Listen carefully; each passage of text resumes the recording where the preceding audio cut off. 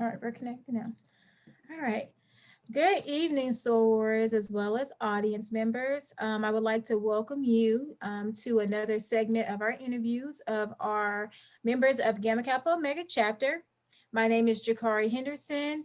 I was initiated specifically into the Gamma Kappa Omega Chapter in the fall of 2015. Currently, I serve as the Basilisk, and I also served as the anti-Basilisk previously before serving as the Basilisk currently. I want to welcome you all to just, join us in celebrating our illustrious sorority as well as our chapter. We are celebrating 80 years of service, sisterhood, and commitment to the Carbondale community, as well as to Alpha Kappa Alpha Sorority Incorporated. So without any further ado, we're going to go ahead and jump into this interview. I'm very excited. We have a very special guest this evening, who's going to share her perspective, her story through the Gamma Kappa Omega chapter. Again, we are here to celebrate, like I said, this illustrious chapter as well as its staple in the Carbondale community. So without any further ado, I'm going to turn it over to you, Soror Cheryl. Thank you, madam. Good evening. And I would just like to say I'm very honored tonight to sit at the feet and learn more about our wonderful and intriguing history of our beloved chapter, Gamma Kappa Omega Chapter of Alpha Kappa Alpha Sorority Incorporated. I am Cheryl Walton, and I was initiated into the sorority as an undergraduate in 1979 on the campus of Southern Illinois University Delta Beta Chapter. With that, I also had 6 co-initiates with myself. Now, I will say, in all honesty, after that, I was a lost pearl for many years. But I am so grateful today that I am no longer a lost pearl. I was reclaimed by Gamma Kappa Omega Chapter in the year of 2011. And this is where I will remain as a lifelong member. So I'm very honored tonight to learn more about our illustrious sorority. Tonight, I will serve in the capacity of the interviewer. You also asked me to share with you just a little bit about what positions I held. In the chapter, I was the grammatist. I also was the anti-basilisk, the program chairman, and last year, or since 2019 to 2020, I served in the capacity of basilisk, and I was very honored to hold any one of those positions. But enough about me. Tonight, we're going to focus on our special guest. I will start by allowing her to introduce herself tonight and share with you and our audience the year she was initiated, positions that she held, as well as anything else she'd like to share about her experience with Gamma Kappa Omega Chapter. Sorry, Deb. Thank you, Madam Basilisk. Good evening. Soror Cheryl, good evening.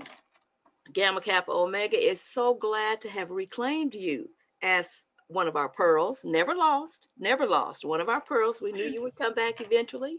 And there was already that link, that connection, because Gamma Kappa Omega is the sponsoring chapter for Delta Beta undergraduate chapter. So we're glad to have you.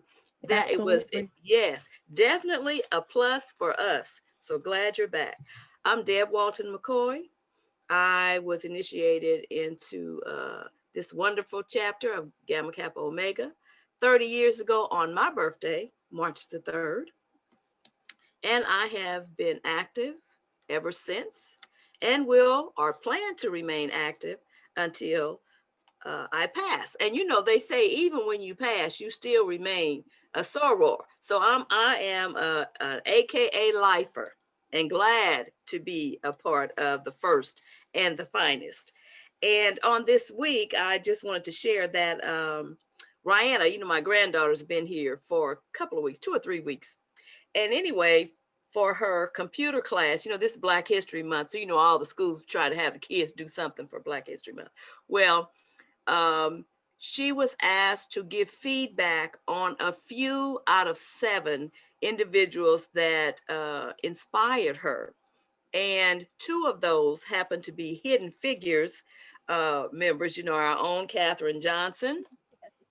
And of course, I had the dial because that was presented to us by the last line. So she had the dial. She was so happy to show her little teacher, and told her she was an AKA. Oh my goodness.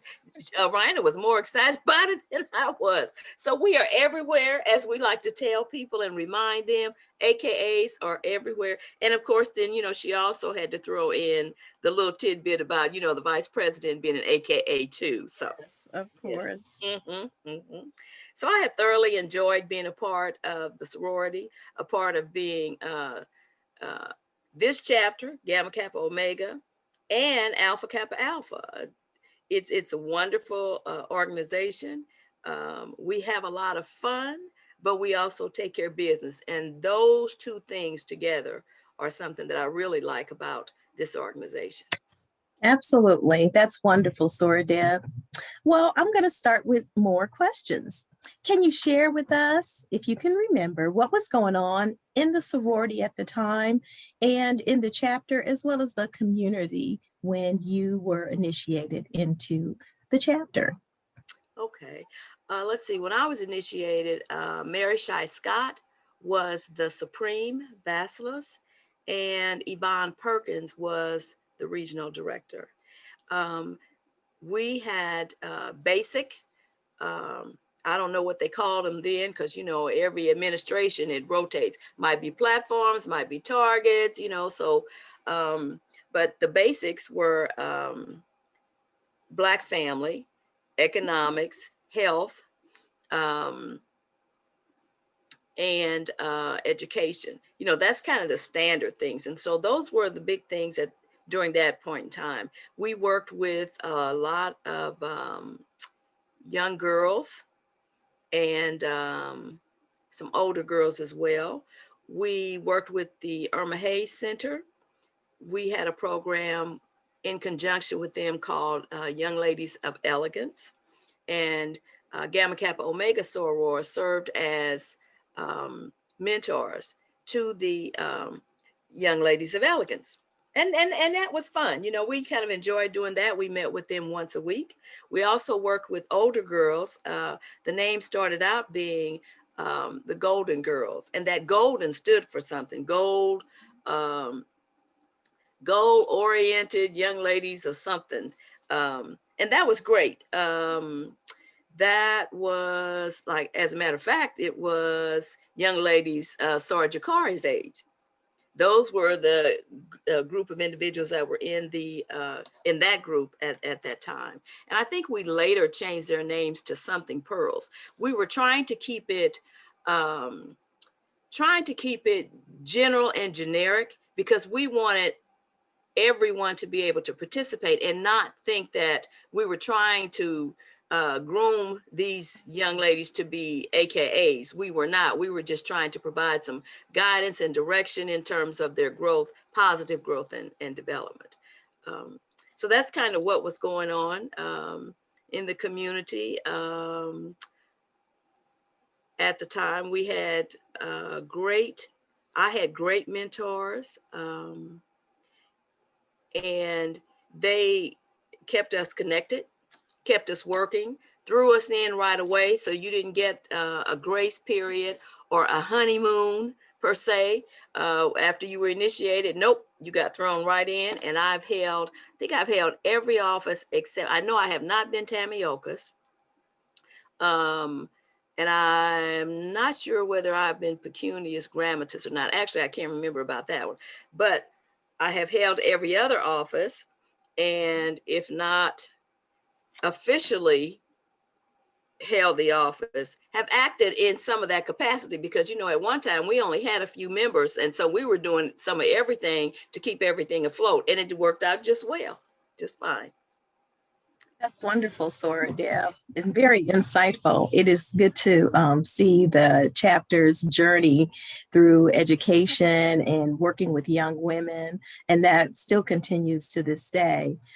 So that you kind of covered like maybe some of the signature program that you remember the most in covering the young ladies or Golden Girls or the young ladies at the Irma C. Hayes Center. So, okay, well, I'll move on. I just wanted to know, how has it been being a part of the sorority? How has the sorority helped you professionally? I that works both ways. I Yes. think I have helped it professionally because I was already a professional when I was initiated.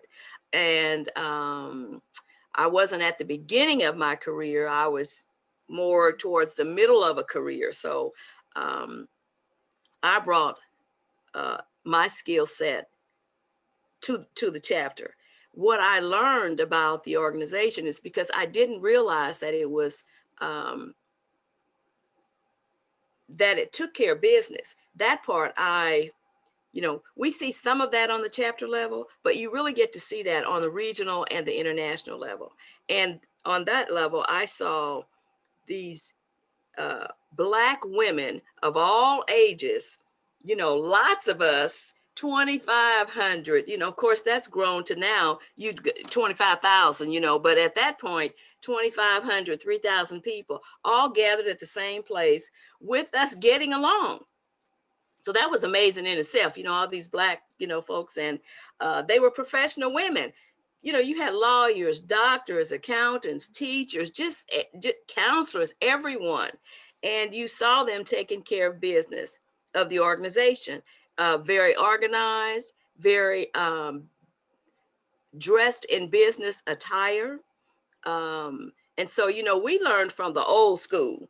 So, they would tell you if you had on the wrong color pink, if you didn't have on the right shade of green, they were down to the T with it. And I appreciate that because that keeps our history going and that keeps some of those traditions going. So I saw that. So, and I like that. So, for our younger sorors, especially if you come in as an undergrad, I mean, you have an opportunity to learn from the best. I mean, and it's an excellent opportunity for networking, for connecting.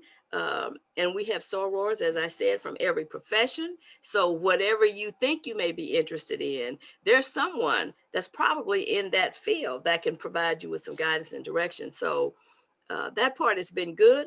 I have watched the sorority evolve over these past 30 years. When I was initiated, we were doing reports on typewriters and couldn't wait until, they updated these forms so you could do them on computers. Well, they did do some of that. Of course, there weren't fillable forms around at the time, but it was a step up. At least you didn't have to type them. You could, do them on the computer. So, the sorority has grown too. We are financially stable. I've watched that over the years as well. I've watched us go from, and at the time that I came in, we were really going through some hardcore situations and issues with hazing, big time. I mean, they'd had that drowning in California. That was that was a key topic. So Ardana and I had traveled to Las Vegas, I believe, for leadership. So Linda White was the Supreme at the time. And I mean, we just got the in your face, down and dirty about what hazing can do to an organization. I mean, they can lock the doors on us, and we'll do that. And it's unfortunate, but we're still dealing with hazing. I don't know what it's going to take for individuals to understand that may have been done, back in the day. I get that. I understand that. But now the liability is so great and people want to sue for any and everything. And so we have to be very conscious of that if we're going to, maintain this organization and help it to be around for another 113 years. Mm-hmm. Sorry, Deb, that's very insightful at difficult times, but the sorority has also flourished even through that.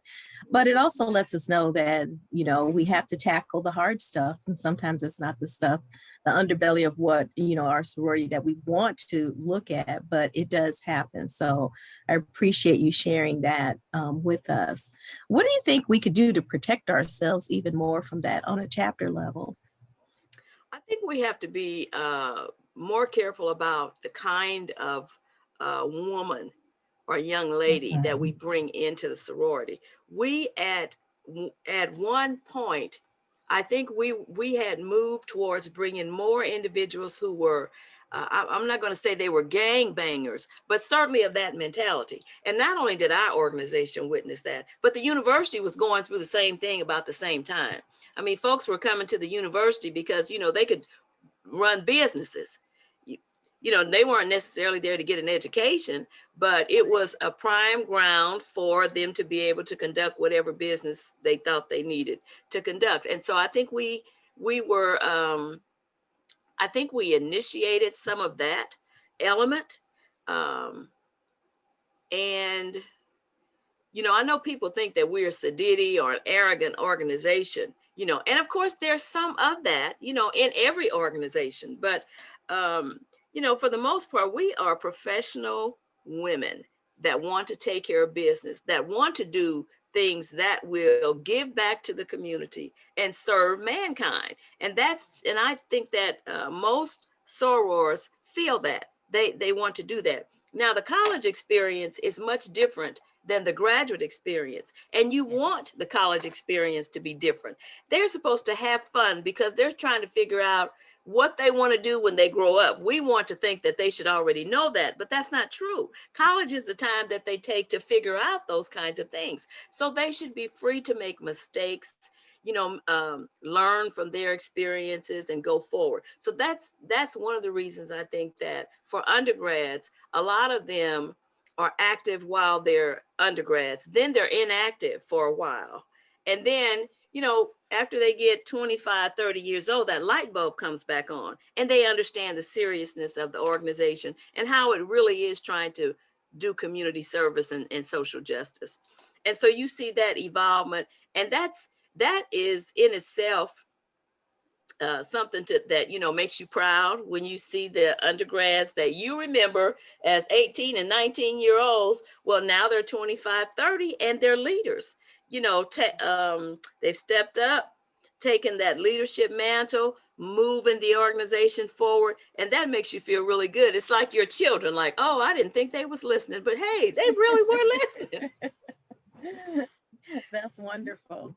So, sorry, Deb, in light of that too, how important is it to be a role model for younger sorors, but also how important is it for you to have had role models?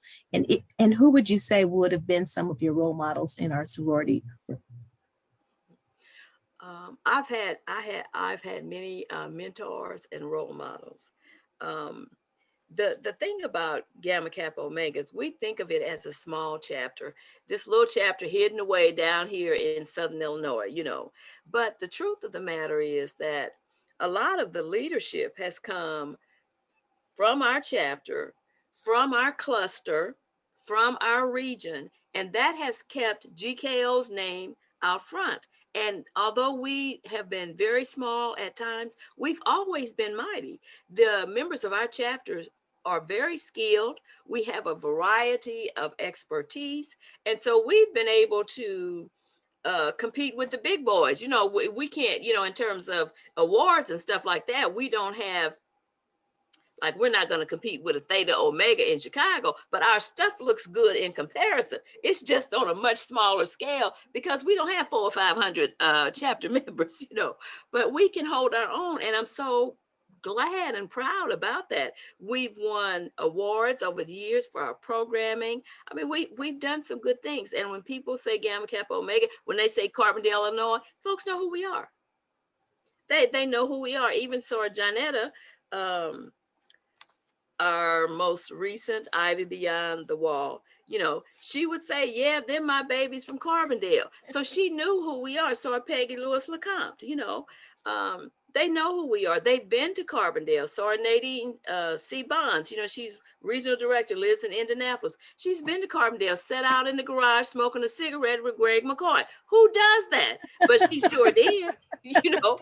So, you know, we know, you know, and so Dorothy Buchanan, she's been to Carbondale. She was at our cluster retreat that we had out at Stone Creek. she was there. So, I mean, and of course, Sora Kathy has been to Carbondale several times. Sora Pamela Bates Porch, Sora Giselle Casanova. They've been to Carbondale. They come there, and we can host area retreats just like any other chapter. So I think, and you were asking me about mentors. Well, and several of them have been mentors, but in addition, Sora Harriet Wilson Barlow was my sponsor, and Sora Harriet and I worked at the university together. We both worked in student development, and although I was around sororities, I wasn't really, I hadn't really zeroed in on them yet.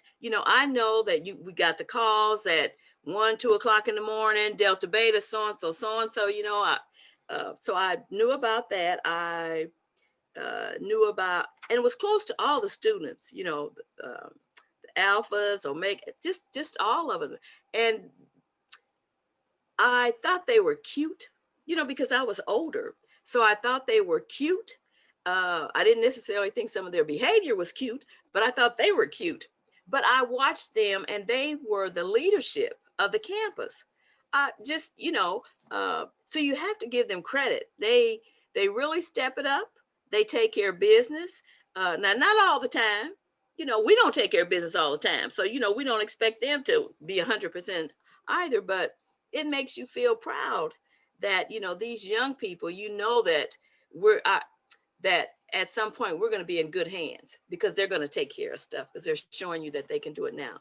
In our chapter, Sora March Bryson, she was, Sora March took me to my first regional conference. It was in Peoria, and I mentioned this on yesterday.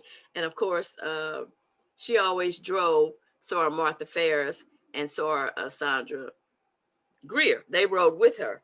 Well, I was with them because Sora Harriet was basilisk at the time, so she didn't have time to fool with me, but she had to be, in the meetings and all that kind of stuff.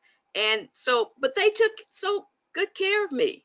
I mean, I knew who everybody was because they pointed them out to you, everybody on the dais, that's Sora so-and-so, and she's been this, and she's been that, she's held this position, it just, all of it just opened eyes. And I remember Sora Martha Ferris, she told us about undergrads, like you need to be, but she didn't use the word woke because that's not what they used back then. But she certainly did tell us, you have to be on your P's and Q's because, they will, and so Martha didn't have kids. They will not tell you the truth. She said, lie in your face, turn on them tears. And when you walk away, everything will be dried up and they be just happy because they done got to do what they want. They got the answer that they want. So, she was cautioning us, you need to know how to have balance where that's concerned. She was so right. She was so right. And of course, Sora Marge, she served as graduate advisor as well. So along with Sora Merrill and Sora Harriet, all of those have served as well. But I had a great time. I saw Lorraine Richardson Green. She was the second Supreme Basilisk of the sorority after Nellie Quander. Now, during intake, we learned all about Nellie Quander, and we read about Sora Green, but not necessarily connect the dots. So when I saw her, I was so in awe. I'm still can't get over it. Like, this was the second Supreme Basilisk. This is an organization that started in 1908, and this is the second Supreme Basilisk after Nellie Quander. Now we know Ethel couldn't hold, she could not be the Basilisk of the chapter, so they elected Sora Nellie Quander. The second one was Sora Lorraine Richardson Green. And I saw her, cute little petite lady, very, very fair skin. All of them looked like they was white back then. She wore her little P.O. box hat and her little white gloves. She was so cute. Still alive. She was still, I think she passed in 96 or something like that. Yeah, just, so I just felt so just so blessed, you know, to have been in her presence. Like, gee, yeah. That is so awesome, Sora Deb. My goodness. What a wonderful, experience to have seen all of that. So I'm going to jump back a little bit when we talked about some of the signature programs, when you talked about working with young women. And you kind of mentioned, or young girls, you kind of mentioned your own daughter being a part of some of those initiatives back then. So I just wanted to ask you this. Thinking about legacy, you have a legacy. And what does it mean to you to have your own daughter as a legacy soror serving in the same chapter, Gamma Kappa Omega? It is quite something. You want to pat yourself on the back, like you really did good, but she's been around AKA all her life. I mean, and we used to chuckle because we'd be around people and our kids would know as much about AKA and more than some of these other folks that we have been around, because we drag them everywhere. They'd be at chapter meetings. I mean, but that's just how it was back then. You couldn't find a sitter, you brought them to chapter meeting, they running under tables, folks just understood, we just kept right on with business as if nothing was going on. And I hope that continues. We drug them to everything, Relay for Life, walking around the tracks and everything. Spring cleanup by the city of Carbondale, you'd have to be there super early, and it was cold in that morning time, but folks would have their jackets on and their gloves, because you would be picking up trash. Now they weren't happy about it. Jordan was there, so Linda Smith's daughter was there, Courtney, she was there as well, Sora Markia, because Sora Marilyn would drag her too. So they all got a taste of that. So they got to see us actually doing work, which I think is great, rather than just doing the social thing. We were actually doing work, doing cleanup, and they participated. They may not have liked it, but they were there participating too. So I'm glad that that she has, and she feels the same way. I mean, she's proud to be a part of the chapter, and it has spilled over to Rihanna, and even to Kyla, who's the 5-year-old granddaughter now, because she thinks she a AK, honey. She'll strike a pose on you, and if it's pink and green, and tell you she gonna be AKA. I don't know if she gonna get to be one or not, but she thinks she is. So we're really happy about it. Really, really proud.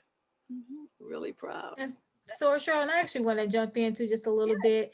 I think you hit on a key thing as well. It's important not to only just see your parents or anybody that's a member of one of these organizations just doing the social activities. I think it's really important and really kind of instills in an individual when you see your parents, your mother, your siblings, family members being a part of these organizations, and also giving their time to do community service. Also with understanding the notion that, you help others because you don't know if you'll ever be in that position, and it's the right thing to do. I always like Sora Deb said, you drag your kids, your nieces and stuff everywhere, because Brooklyn comes everywhere with me. I think it has allowed her to be able to understand too the importance of giving back and being a servant specifically in your community. So I like that you guys talked about that too, because I think that is really important, especially with our organizations. It's just not all about the social aspects or wearing the pink and green or being cute. I mean, because those are all additions, those are bonuses. But it's more important to really be doing the work of our sorority and for our communities. So thank you, Sora Deb, for sharing that. You're welcome. And we like to look cute, but we have no problem. We love look cute, but we have no problem doing the work. And look, spouses and honeydews, they get drug into it as well. And they don't really have, well, they do have a choice, but I think they see how committed you are. And as a result of that, they have to give in a little bit, if not, a lot. They have to get, because I know, look, I used to have Greg up and down the road selling meat, because we used to sell Great Boar's meat as a fundraiser. And he would do so good at it. I couldn't believe it, but he would have customers way in Centralia waiting for the meat sale, and they would look forward to. They do what they have to do. We would. I mentioned yesterday we did the Stepping in the Name of Love.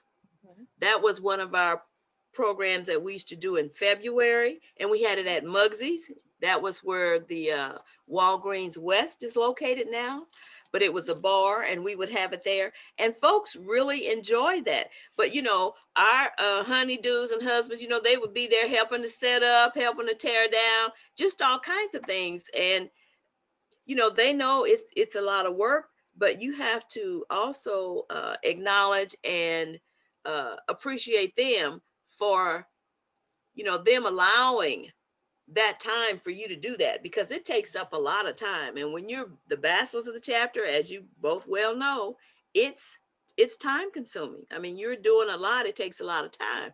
And so if you have someone who is halfway understanding of that and willing to help. I know this is funny. We had regional conference, and I don't know where it was. I don't know if we were in Springfield or what, but Greg had decided to come to the banquet. Okay. Now, we wearing pink and green, right? Why did he show up in a red suit? I tell you, Martha Ferris did not let us live that down. We were all sitting at the table together. She talked about Greg so much, and she laughed. And Marge was there too. If we didn't laugh at that evening, I don't know what possessed him to wear a red suit. But he wore a red suit. Okay. That's wonderful. That is funny. But well, maybe he looked good in his red suit, so don't worry. He did look good in the doggone suit, but we sitting up here with pink and green. You don't wear no red. Representing the Deltas. We was looking at him like, really? Oh, that is funny, sorry, Deb. So I don't want to prolong all of your time, but I wanted to know, what is your most memorable event? Now, that was a funny one. That was memorable, yes. All right. Absolutely. Or program or activity. I've had many. I have had many. The Boys Choir of Harlem, when that came, and I was able to co-host that with Bob Cherkio from Shryock Auditorium. That was, because the Shryock was full. Just from top to bottom, I'm totally full. And that was, it was a very fun evening, and one that our chapter will never forget. Also, my Angelou came. We've had a lot, Ruby D, Ossie Davis, we've had a lot of time to interact, and of course, if they're AKAs like my Angelou, we presented her with flowers and I don't know what else, but those are memorable times. The other, and Miss Eboness, that was always great. That was so much work for Sora Joyce, because she was the Tamiokas. And you know how we are. We wait till the last minute to turn our money in, right? So here she is, the night of the show, trying to keep track of all this money coming in and taking tickets and that. But it always turned out great. The turnout was great. People enjoyed it. And we enjoyed the Ebony Fashion Fair. I almost called it Miss Eboness, the Ebony Fashion Fair as well. Except, they got a little bit risque towards the end of it. We're like, well, this population that we serve, this a little bit too much for them. So, we kind of, backed off of that. The other thing is that under Linda White's administration, when I served as the Central Region's representative to the Educational Advancement Foundation, and it was our region, Dorothy Buchanan was Buchanan Wilson. Of course, she was Dorothy Wilson Buchanan at that time. Well, now she's Dorothy Buchanan Wilson, but she was the regional director at that time. And Central Region was the first region to have 100% EAF across the region for their chapters. And that was because we had started, and this is GKO has always done this. We started including that as part of your dues instead of letting sorors pay, per capita and then pay per. No, we made, and that made it easier for sorors, and they appreciated it. So that suggestion went out across and sorors picked it up, and they ran with that. And so our region was the first to have that 100%. The other thing is that it allowed me an opportunity to interact with the international administration. So on the EAF board, because we were part of the board, there was, the current Supreme as the chair of the board, because this is a foundation, so they weren't sorors. You held that position as, the individual. And then, of course, the couple of past, Bastley and I were also on that board, as well as all the regional directors and, the parliamentarian, the Supreme Grammatist, everybody else. So I had a chance to sit with them. Now, mind you, the time that I was there was also the feud between Linda White and Barbara McKenzie, who's no longer a member of Alpha Kappa Alpha. So one thing about Barbara McKenzie, she knew that money. She was an accountant. She knew money. And for all that's said and done about her, one thing I respect her for is because I believe that part of the reason that we're in such good financial shape now had something to do with some contribution from her. And I'm not talking about her giving a monetary contribution. I'm just talking about her knowledge of accounting and the money and that kind of thing. So that was a really good experience for me. I mean, we'd be going out to eat. The sorority paid for your travel, for you to get there, hotel, whatever. We were having meetings in Tampa, wherever you had the meeting, DC, they flew you and they covered your hotel room, and you were paired with another representative from another region. So I was paired with Sherry, and she and I are still close today. In fact, Jordan calls her Aunt Sherry. We went to the Bahamas. We just had a good time. So you have those, you're taking care of business, but you're still having a good time as well. That sounds like some wonderful experiences that you've had on a local level, on a regional level, and internationally. That's really wonderful. And to have worked actually through the chapter, through some conflict that occurred too. And to see, we're still here despite all of that. So I appreciate that, Swear Deb. So the last thing I just want to know if you have any well wishes for Gamma Kappa Omega Chapter. I do. I wish, nothing but the best for Gamma Kappa Omega, nothing but the best. And that, we would be around for another 80 plus years. We have had the leadership that has been needed. We have been blessed to have that leadership at that particular time. Not that all leadership has been smooth, because it has not. We have went through turbulent times with some of our leadership, but that's a learning experience. So you learn from that, you take the good, you continue that, you take what didn't work, throw that to the curb and keep it moving.